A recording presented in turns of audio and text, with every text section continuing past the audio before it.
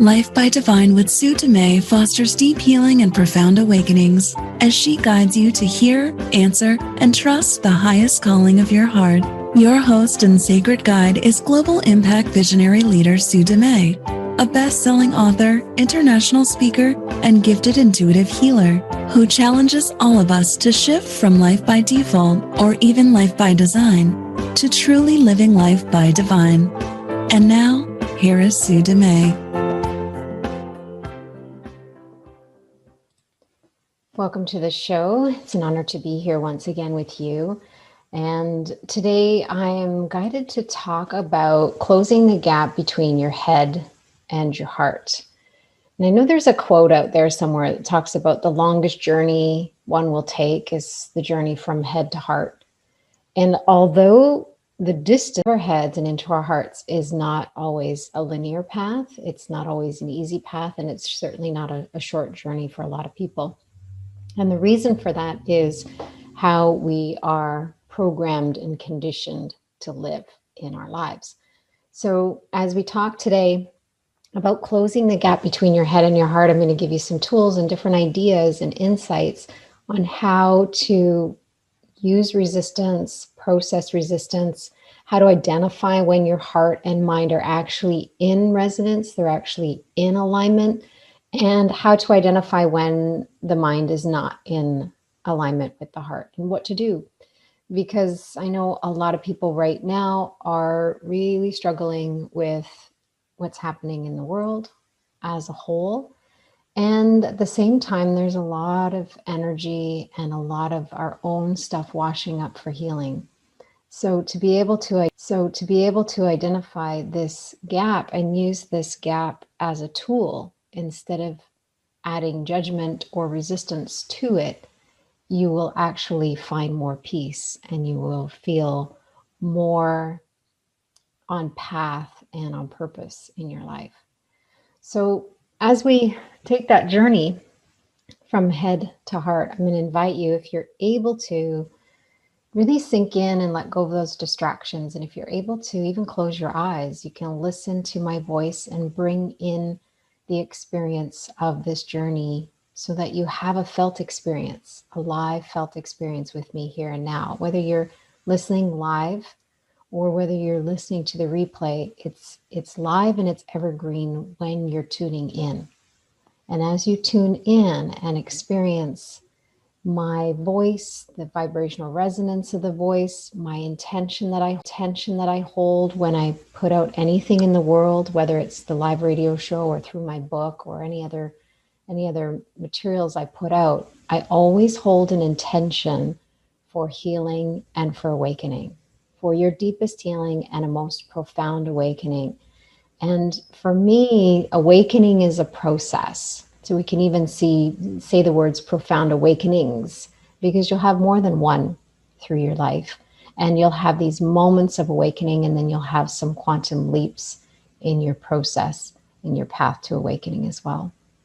So as you pause to tune in with me right now, if you could just tune into your heart space for a moment and just feel into, if you're able to close your eyes, do so, but feel into the space of your heart. So you've got the physical heart on the left, but you have the physical space of the heart as well. And that whole heart space has an experience, a feeling, a sensation. And I'm going to invite you just to tune in and feel that space. And as you become aware of that space, you start to find ways to describe it. Do you find that you get into that space and then you get bumped right out? Your mind kind of takes you out. We're giving the mind a task. So your mind is more likely to come along for the ride if it's got a job to do. So the job of the mind right now is to explore the heart space, sensing, feeling, tuning into how it feels. Does it feel open? Does it feel receptive? Does it feel soft? Or does it feel closed? Does it feel guarded? Does it feel hard or tense? Hard or tense? Is there tension there? Is there fear there? Quite often we close our hearts in fear of getting hurt. And in the process, we are taught to believe that a closed heart is a protected heart. But a closed heart only holds the hurt in. It doesn't stop us from feeling hurt. It actually traps the hurt. So then we end up with this heart full of hurt that prevents us from really being open to experience life fully. So as you tune into your heart space and create some curious observations, I'm just going to invite you just to notice, curious and notice.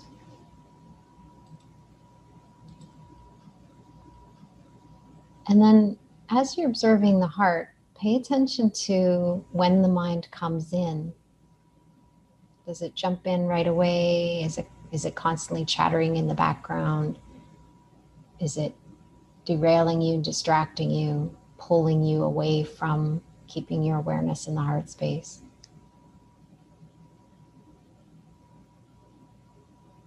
So let's follow the mind for a minute. Let's follow it.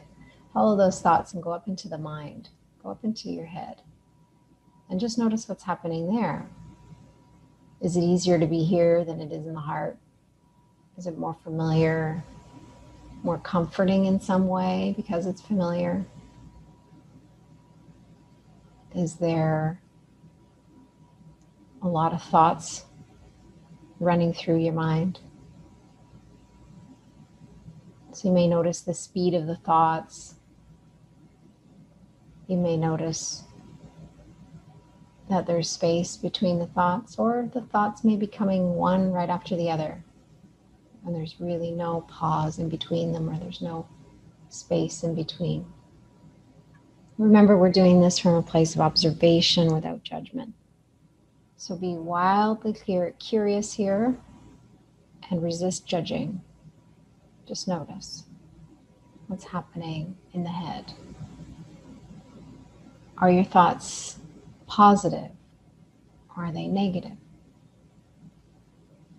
Do they encourage you, or do they discourage you? Are the thoughts loving, or are they fearful? And if there's quiet space, what is the feeling in that quiet space? Does the quiet space still hold fear, worry, anxiety? Or does it feel calm and peaceful and quiet, loving?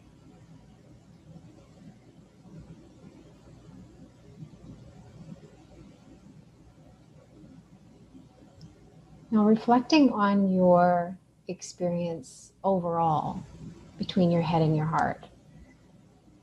When you reflect on your experience between head and heart, do you find that your head is often in alignment with your heart? You feel in sync? Or do you find that your mind is usually in conflict with the heart? You see, in the heart space, there's a knowing that goes beyond the thinking mind.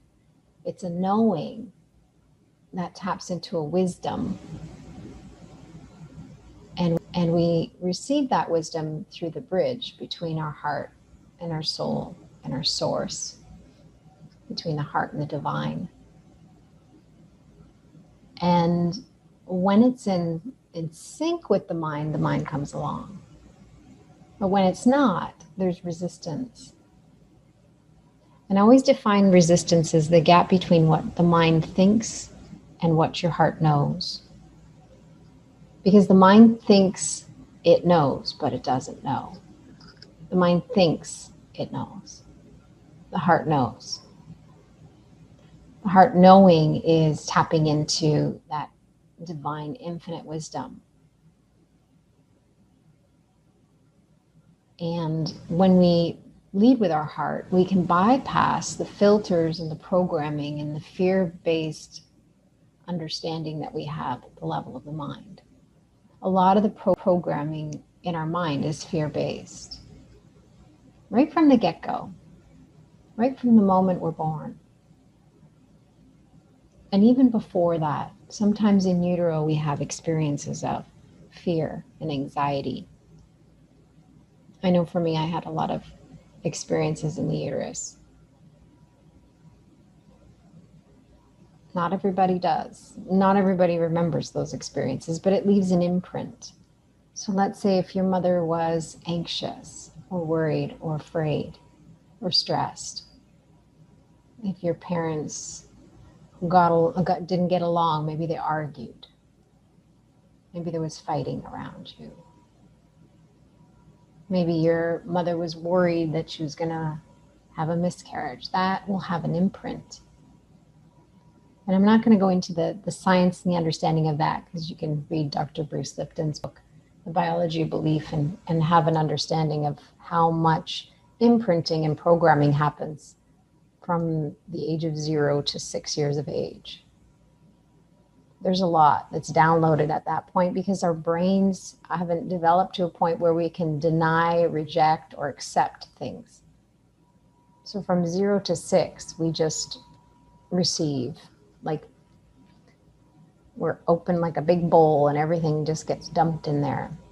Other people's beliefs, other people's fears, opinions, judgments, worries, concerns, all the fear-based programming that surrounds us, directly and indirectly, gets downloaded.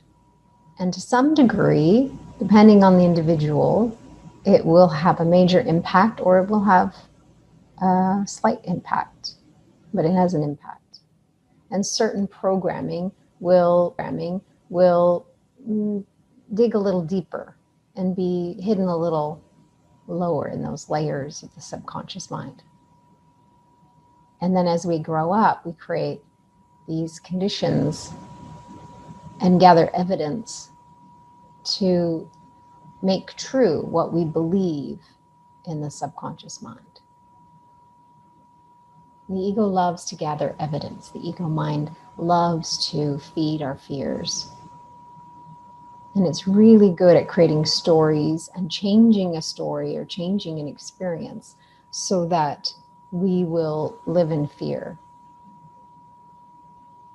be caught up in the worry, concern. So this area between the head and the heart can create a lot of interference and contrast and resistance. And resistance being the gap between what the mind thinks and what the heart knows. And the knowing, not to be confused as knowledge. The head has knowledge and understanding, but the heart has a knowing that goes beyond that. It's not limited by our programming. It's not limited by our filters. It's not limited by our experience, our past, our trauma, our memories, our inherited programming as well. The heart is not limited by that. The mind is. So when the mind and the heart are in sync, there's this ease, and we can align with the knowing quite easily and effortlessly.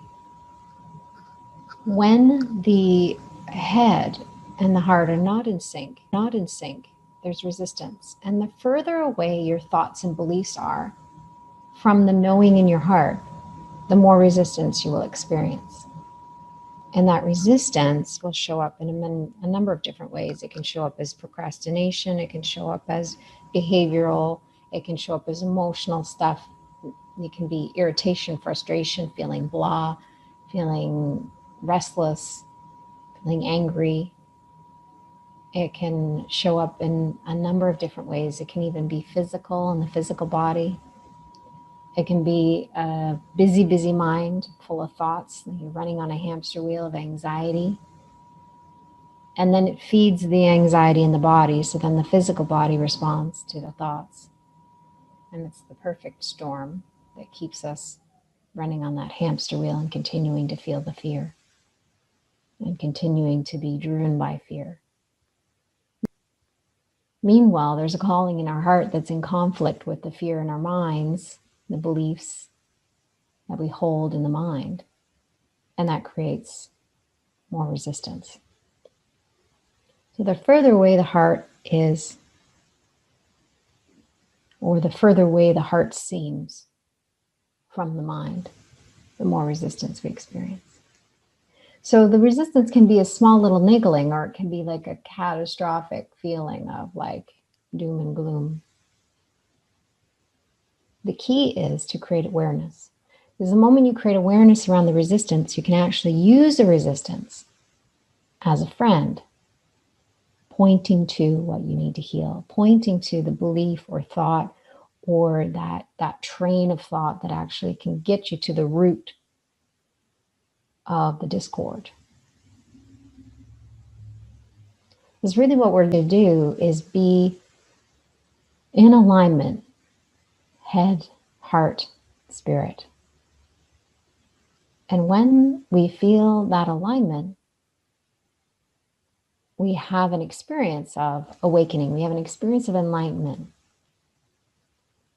And the mind will come in and pull us out. And then we realign again. And we're in this beautiful feeling of harmony and in sync. In the Heart Math Institute, they talk about heart resonance. When we bring the mind and the heart in resonance, when they're in sync, then we emit a beacon into the world. And we can show up as love and be love in action because we're in alignment with love. But if our heart is calling us to be love in action, but our minds are telling us a whole different story, there's going to be a discord. And this is often where people will experience, someone saying one thing, but you feel another. Like their words aren't quite matching the feeling or the vibrational frequency that they're emitting. And this is often where we see the spiritual ego coming in, and that's the experience of the spiritual ego. When we meet someone's spiritual ego, we feel that discord between what they're saying and what you feel, especially if you're very intuitive or in touch with feeling into people's energy or emotions, detecting those things. You will feel the discord. And then the ego, of course, will come in and make the discord all about you. Something's wrong with you. It must be you, because it loves to pull you down into wormholes that way as well. So when you feel resistance, when you feel that discord, if you can shift, create awareness is the first step, but then shift into this space of gratitude, appreciation for learning and understanding or seeing that discord, resistance, and then shift into a deep curiosity. What is underneath this resistance? What's behind it? And you follow it down, and you can follow it down through your thoughts. And you can maybe follow it down through your emotions. Sometimes you can feel physical resistance. I know for me, I often will feel, if I have doubt, self-doubt, it usually shows up between my shoulder blades, the back. I don't feel it as much as I used to. But when it does come, I'm very aware. Oh, I feel that area where doubt kind of camps out. And then I pause and I ask myself, where am I doubting myself in this moment? And usually I get an insight as to where it is. And I start to follow it down and see where it takes me. So resistance becomes a beacon or a friend pointing to what you need to heal. And there's lots of different tools you can use to look at your physical mind and kind of get in underneath and clear the subconscious. One of the best ones I found is the ego game of opposites. And you can find that one on my website, heartledliving.com. Just look under the offerings, you'll see the ego game of opposites. And that is designed to expose the deep subconscious programming, the cleverly hidden ego dictionary definitions, like a virus running in the back of the mind.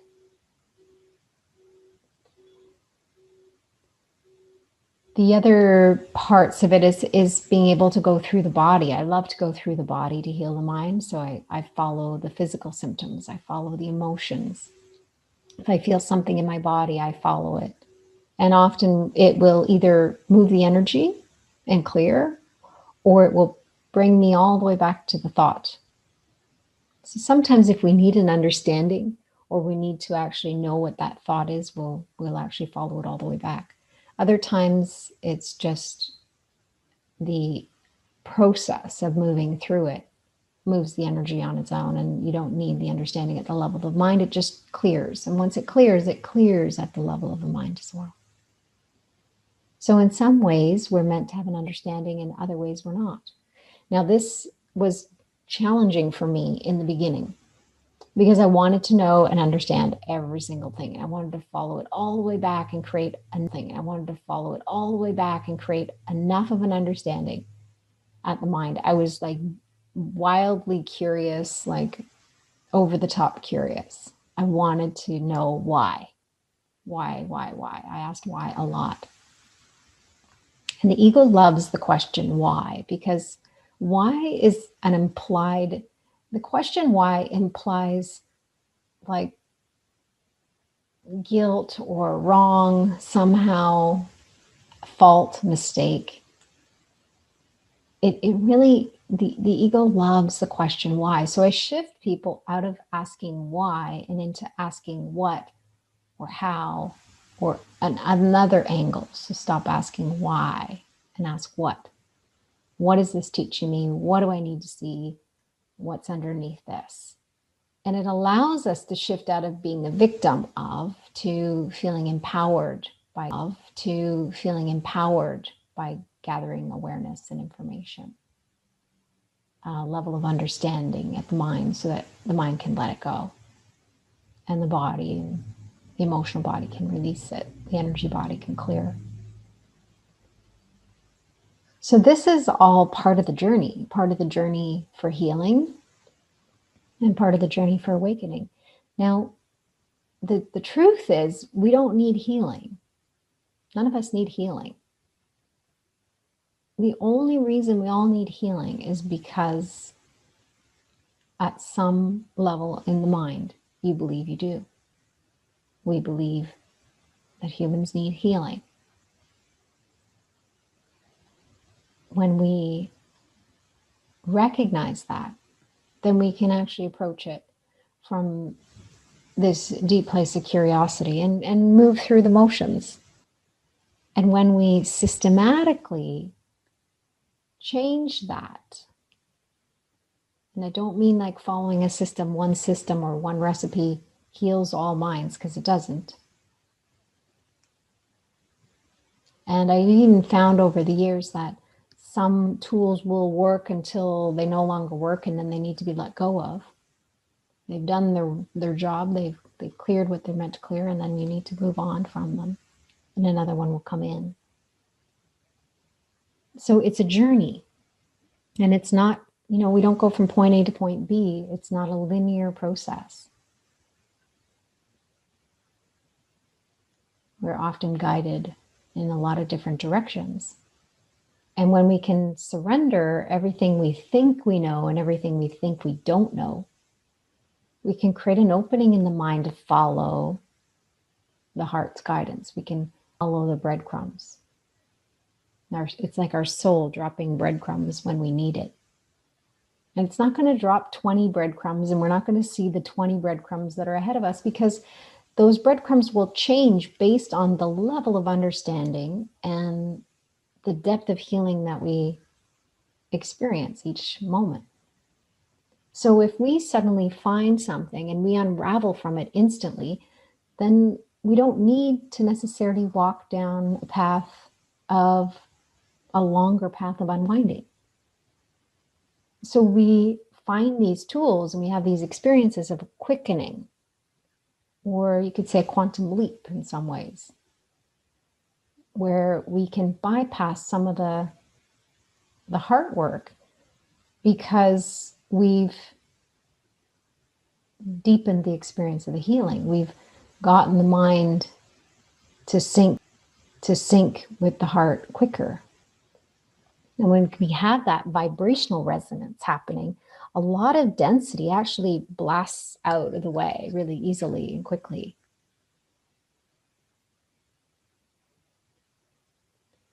So again, it goes back to there's not one recipe fits all. And there's not even one tool that will work for you for the rest of your life necessarily. It may need to change and evolve as well. And new tools and different ways and different angles will come in, because as you heal the mind, the ego will use the mind and adapt and evolve. It's a clever shift shifter. And it loves to shift and evolve in ways that actually keep you stuck. Keep you stuck. Keep you wondering. Keep you confused. The ego makes things complicated. Because following our intuition is actually quite easy. It's the ego that makes it complicated. It's actually very natural for us to live in heart resonance. But the ego has made it complicated. The ego has made it so that fear is more familiar.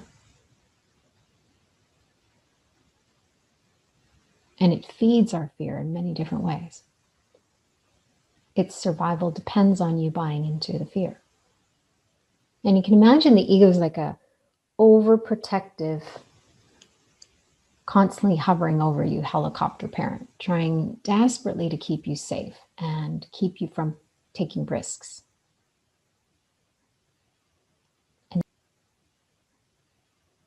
And it uses fear to keep you safe. The same way, adults will, say to a child, be careful, watch out, you're going to fall.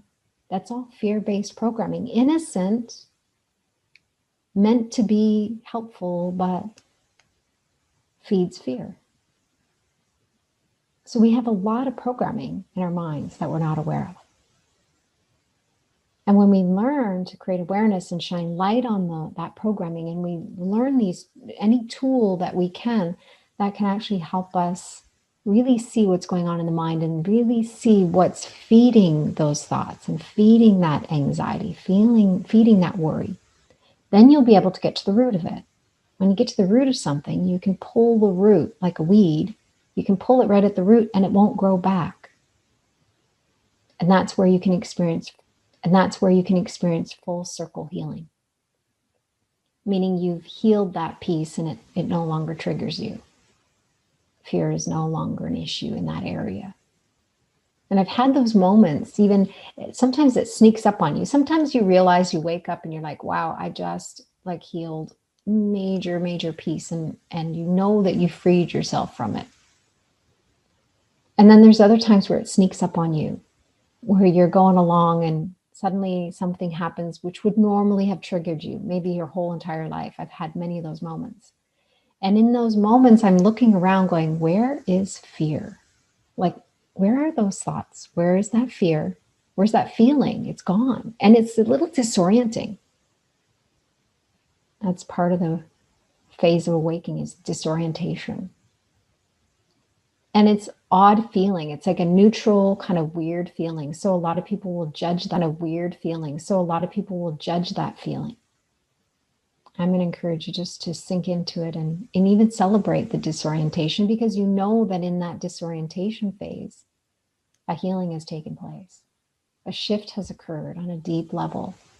It's freed you from a pattern, from one of those ego-based loops. You've stepped off the hamster wheel and you're free of it. Now, you may be free from fear in that particular area or that particular trigger, and it might still be active in another area, and that's okay. That's part of the process. That's the healing process. And we're going to keep healing and keep healing these layers and keep healing the next layer and the next layer until one day you wake up and you realize that you really have come full circle healing in a lot of areas. So it's a gradual awakening, a gradual remembrance of the truth of who you are. That's why we're here, to remember. To wake up, to realize that we are not fear. Fear is not the boss of us. Fear is not even the enemy. It's simply one tool that can point us in the direction of the heart, that can point us into that space of experiencing heart and mind resonance. And when we feel that syncing, we feel in sync between head and heart, there's a beautiful freedom and a profound peace, a deep knowing, a deep trust. And this is something I guide people through, I teach people through. I'm a healer, but I'm also a teacher. I'm passionate about empowering others. I don't enable them, I empower them. Empower them with the tools and the insights and the guidance so that they can really learn to get in touch with their own internal GPS.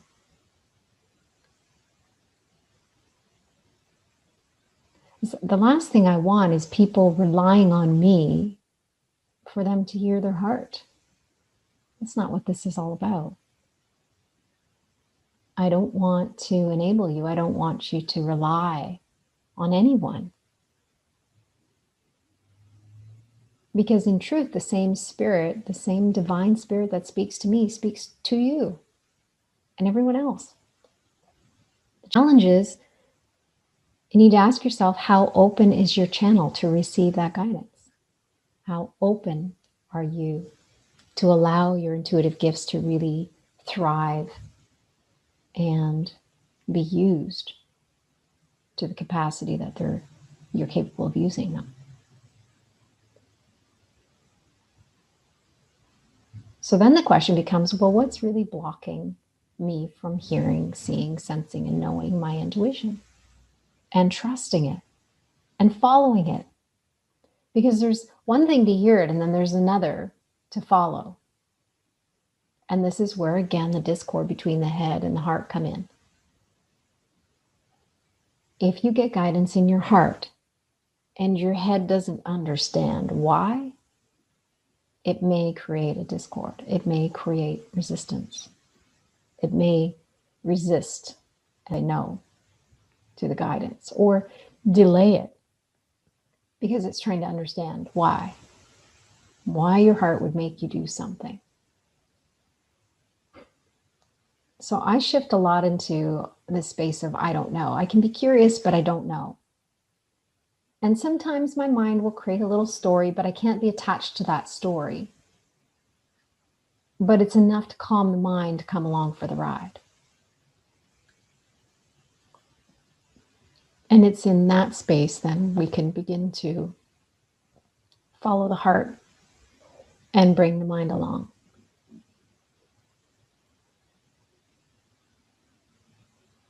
This is a lot of what I teach in the Intuition Academy.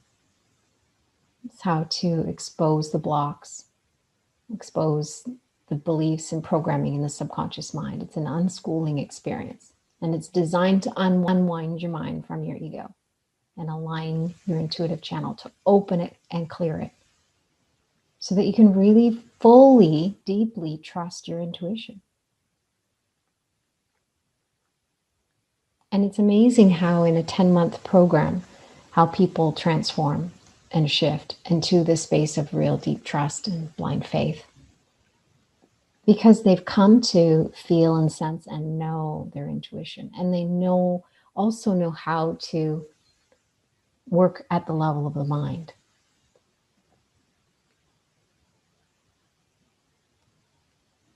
So as you're going through your day, use resistance and treat resistance as a friend. When I feel resistance, I pause, I acknowledge, and I take a moment of appreciation for it because it's showing me something. And then I shift into, what is it that I need to see? What is this resistance really pointing to? Because the ego will project and point outward into the world. It will point at the problem outside of ourselves. And I'm going to encourage you to pause and look inward. And a great place to begin is through the physical body. Where do I feel? So you may have an experience of resistance, but I'm going to invite you to ask, where do I feel this resistance in my body? So if you're feeling frustrated, you're not just frustrated. It's not a mental, frustration is not just a mental experience. You're going to have that feeling in the body somewhere. Where do I feel the resistance? Go into the feeling and start to describe it different ways. Size, shape, color, feeling, density, any words you can use, what emotions are attached to it, anything you can use to describe it, keeping your eyes closed and walking yourself through that process. Follow it down as far as you can. Are there any words or beliefs or memories or any kind of imprinting from the past? Keep following it until you get to this point of actually exposing it, really shining light, as much light as you can possibly shine on it. And then in that moment when it's taught you or shown you everything that you're meant to, or whatever level you get to, even if you don't get to the root, forgive it over. Forgiveness. Forgive it to Spirit and ask Spirit to hold it for you. Thank you for showing me all of this. I ask you to hold this. Please hold it for me so that I could heal it as deeply as possible.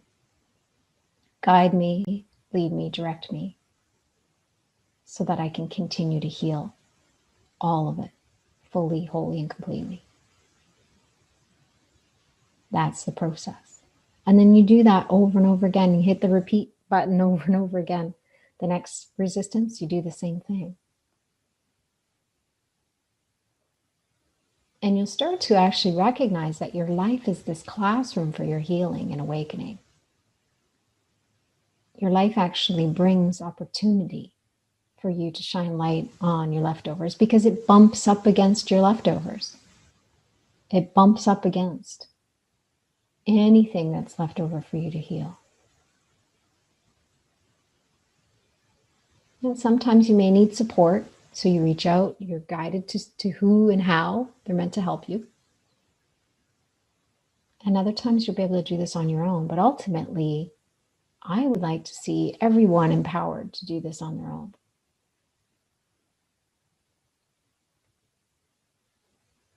I have complete faith in you. And there's going to be certain tools that are going to really resonate for you and not for another. Just use the ones that resonate and use them as long as they resonate. And when they no longer resonate, be willing to let them go and open up to another tool coming in. Because you can't be attached to those tools. Attachment is of the ego. And when we lean too hard on one thing, we close our mind to trying on another or being open to another tool coming in. So in Heart-Led Living, I talk about being open to anything and attached to nothing at the same time. There's a real art to that. So the journey from your head to your heart doesn't have to be so hard, but it does require heart work. It does require awareness and willingness to heal. And it appears to be effort on your part. But I promise you it's worth it. The heart work you do is worth the freedom you experience on the other side. My mind and my heart are more in sync than ever before. And I don't get hooked as often, and I don't get pulled down that rabbit hole of fear very much compared to what I used to. And the more and more my heart and mind are in resonance, the more and more miracles show up on my path without effort. Now, the work itself takes courage. The heart work, the healing work, exposing the mind, the thoughts, going into those emotions and clearing them and moving the energy, the density that's there, that is heart work. It's not always easy, and there's certain layers where you're going to need some support. But there is a place of divine courage within you. And when you tap into that, when you make a choice, even if you just tap into it for 10 seconds, 10 to 20 seconds of courage is all it takes to shift. And the sheer determination or commitment to continue to get out of your head and into your heart, letting your heart take the driver's seat, letting your heart drive and letting the mind become the passenger. That's how it's become the passenger. That's how it's designed. It's designed to be a tool to be used by the heart as you're living through this human experience. It's not meant to lead. It's not meant to be the driver. And as you learn how to get out of your head and into your heart again, that's where the true, profound, soaring freedom comes. And deep peace, deep trust. And you can walk with blind faith, knowing that you're completely held and guided and directed by the divine. That's living life by divine. That's a total surrender. A beautiful gift for all, including you, including you.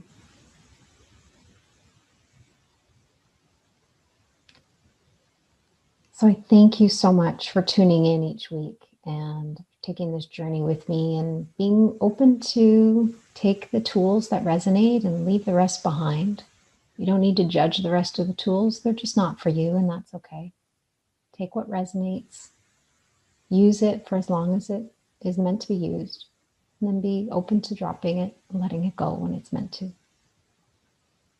That's the journey. And I'm honored to be taking this journey with you. I'm honored to be one of your mighty companions, illuminating your path, kind of shining light on the breadcrumbs for you in whatever way I'm meant to. I'm here to be of service in this world. I was born with this great calling to uplift humanity and unite us in love for each other and our planet. Love for each other and our planet. So I feel a deep connection to everyone and everything. And that has given me an experience of deep resonance with the love and the goodness and the kindness and the compassion and all. But it's also allowed me to tap into the darkness, the density, the fear, the trauma, the wounds. So it's in that contrast of my own experience of darkness and light that I can actually support others at a deeper level, helping them move through these dense, dark layers with more ease and grace, with loving compassion, being a compassionate witness. So I'm honored to witness your journey. I'm honored to be here walking with you at this time. I do believe there's a wave of a great awakening upon us, and it's just a matter of all of us making that choice one way or another. So thank you again for tuning in and joining me. And until next week, I'm going to encourage you to see if you can close the gap between your head and your heart and find that beautiful heart and mind resonance, even if it's just a glimpse, even if it's just a glimmer, even if it's just a moment. Savor it, invite it, be open to it over and over again. I love you. I appreciate you. I honor you. I see you. Until next week, love and blessing.